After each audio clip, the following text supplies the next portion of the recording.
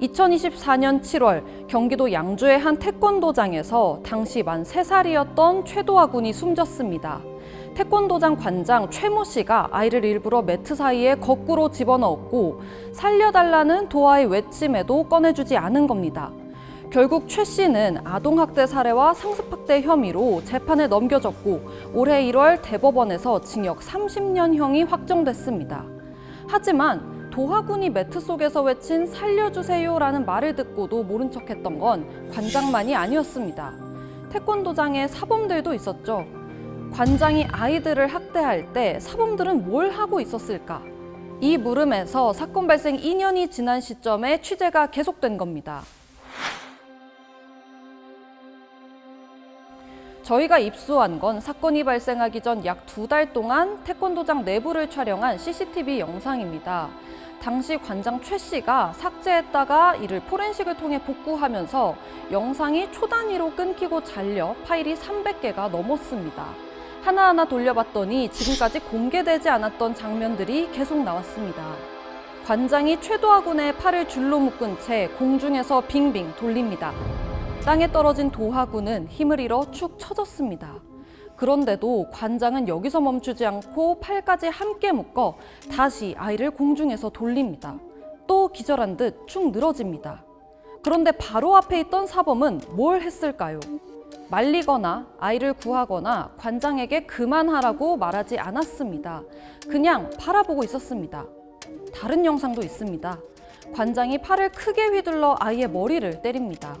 아이가 겁에 질려 벽에 붙어 울고 있는데도 관장은 날아차기를 하듯 발을 들어 올립니다. 그런데 그 옆에 있던 다른 사범들 B씨와 C씨는요, 활짝 웃고만 있습니다.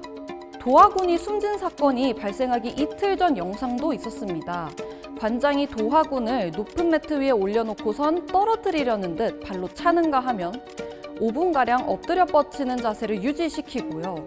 매트 속에 최 군을 또 넣었습니다. 한 사범은 도와주기는커녕 다가와서 도하 군을 강하게 흔들었습니다. 영상으로만 이런 상황들을 접한 저는 마음이 너무 아팠는데 이들의 생각은 달랐던 걸까요? 이 사범들은 법적으로 아동학대 신고 의무자에 해당합니다. 하지만 이들은 관장 최 씨가 난폭해서 말을 걸기 어려웠고 그래서 어쩔 수가 없었다는 황당한 해명을 내놓습니다. 사범은 모두 3명이었습니다. 이 가운데 A씨는 지금 아동학대 재판을 받고 있습니다. 왜냐하면 CCTV에 A씨가 직접 아이를 학대한 장면이 찍혔기 때문인데요. 울고 있는 아이의 손목을 잡아당겨서 강제로 들어올린 것이죠. 아까 크게 웃고 있던 나머지 2명 B씨와 C씨는요. 직접 아이를 때리거나 학대한 장면이 확인된 건 아니었습니다.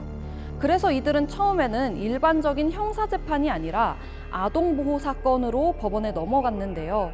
아동보호 사건으로 넘어가면 전과도 남지 않는 보호관찰, 상담 위탁, 사회봉사 등의 보호 처분만 받게 됩니다. 여기서 반전이 생깁니다. 법원이 이 사건은 단순히 보호 처분으로 끝낼 수준이 아니라고 판단한 겁니다. 그래서 지난 10일 의정부 지방법원은 B씨와 C씨 사건을 검찰로 다시 보냈습니다. 다시 검찰 수사가 시작될 수도 있고 검찰에서 기소돼 형사재판을 받을 가능성도 생긴 겁니다. 매트 사이에 끼어있는 도하 군을 흔들었던 B씨는 심지어 법정에서 자신을 태권도 지도자라고 소개했습니다. 재판장이 물었죠. 지금도 아이들에게 태권도를 가르칩니까? B씨는 그렇다고 답했습니다. 도하 군 어머니는 이렇게 말했습니다. 아이들이 짐승만도 못한 취급을 당할 때 옆에서 웃고 있었다. 와가지고 얘기를 했으면은 애들은 죽거나 다치는 일이 없었을 거 아니냐고. 학원 차량으로 아이들을 데려다 주면서라도 귀띔이라도 해줬다면 상황은 조금 다르지 않았을까요? 결국 주목해야 할 건 이 부분입니다.